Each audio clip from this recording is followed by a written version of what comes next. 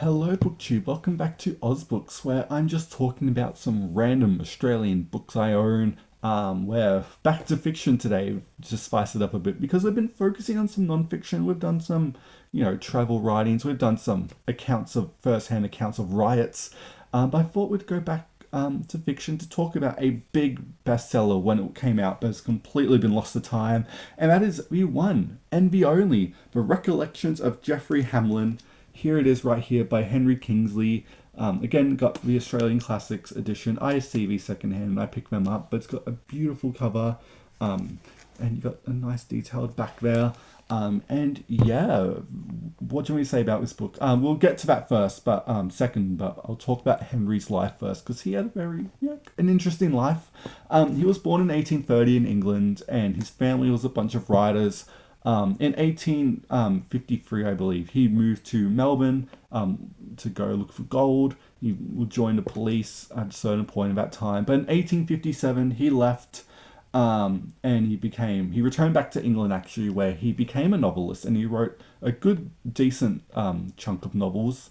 And he would die in 1876 from tongue cancer at the age of 46.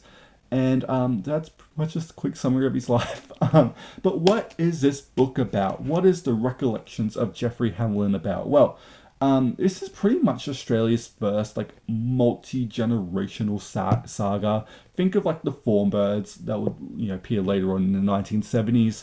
But this starts off with the narrator Geoffrey, and he's describing the story to you about these three families: the Buckleys, the Fortons, and the Brentwoods. And they are all rich British aristocratic. I can't say that word. Anyway, they're all rich British families, and they, after some financial decisions, or just investments, they start losing money, and they're like, "Oh my God, what are we gonna do about this? We should do what everyone is doing at the moment and move to Australia to find money."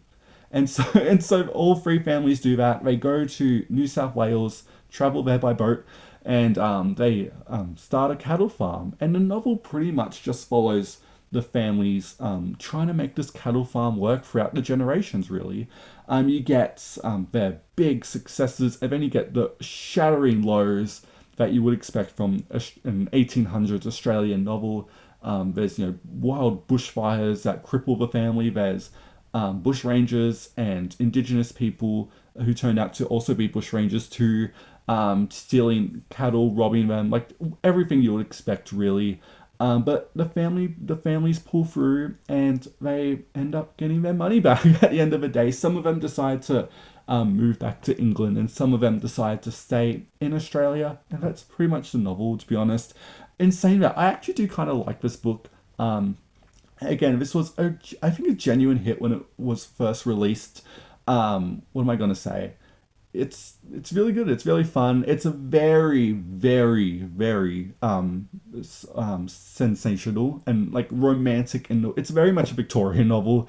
If you swapped out Australia for England and made it a lot longer, it would literally just be another Victorian novel, in my opinion. It's very dramatic. There's great scenes of galloping horses and all that fun stuff. And again, it was a success at the time. It had a big reprint in like the 1890s, but I literally think by 1920s at least, this was already considered junk and dated, and it's no longer talked about at all. Even I could point out this novel was written in the 1850s. It is the most 1850s novel you could read, and that's not a bad thing at all. I think it's fun if you like, again, the Victorian senses. You would probably really like this novel. I think it's really fun. Um, yeah, it's really good. But I can see why it's been left behind.